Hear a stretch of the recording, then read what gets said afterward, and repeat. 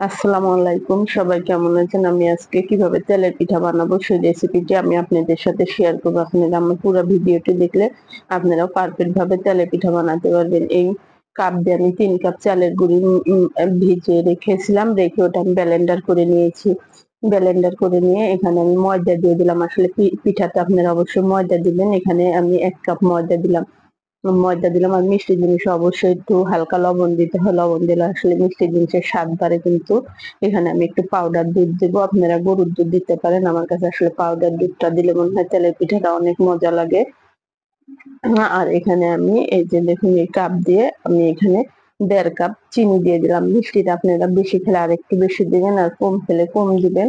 আমি আসলে মিষ্টিটা একটু কম খাওয়ার চেষ্টা করি। এটা আমি ভালোভাবে এই যে দেখুন এটা আমি হাত দিয়ে এভাবে মাখিয়ে নিবো।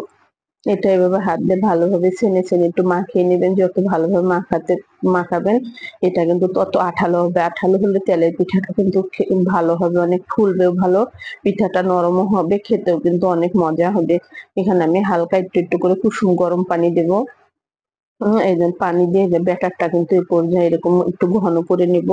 যদি আমরা পিঠা দেওয়ার সময় মনে করি যে না ব্যাটারটা আমাদের বেশি ঘন হয়ে গেছে, সে পর্যায়ে কিন্তু আমরা তখন হালকা আরেকটু কুসুম গরম পানি এড করব। এই পর্যায়ে রেখে এটা আমি ০.৫ ঘন্টার মতন ঢেকে রেখে দেব।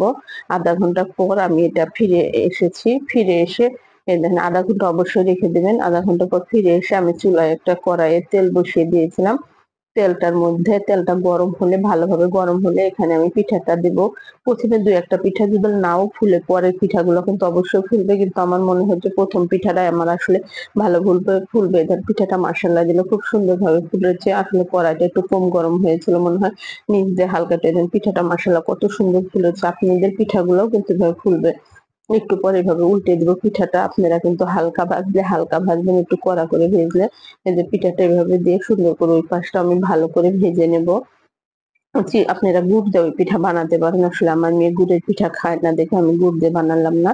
এইভাবে আমি একটা ছাঁকনির মধ্যে এভাবে তেলটা এভাবে সুন্দর করে ঝরিয়ে তুলে নেব। গুলা কিন্তু অনেক নরম হবে, অনেক সুন্দর সফট হবে। পিঠাগুলা খেতেও কিন্তু অনেক মজা হবে। এই তেল ঝরতে কিন্তু আমি এখানে আরেকটা পিঠা দিয়ে দেব।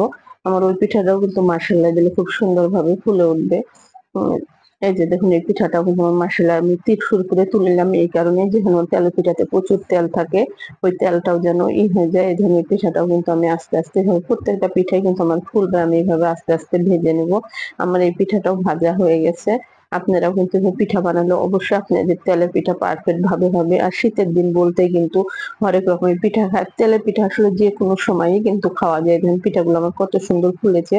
পিঠাগুলো অনেক নরমও হয়েছে। খেতেও কিন্তু অনেক মজা হবে। আমি কতগুলো একটু হালকা কালার ভেজেছি, কতগুলো একটু কড়া করে ভেজে নিয়েছি। তেলের পিঠাটা আসলে যেকোনো সময়ই খাওয়া যায়।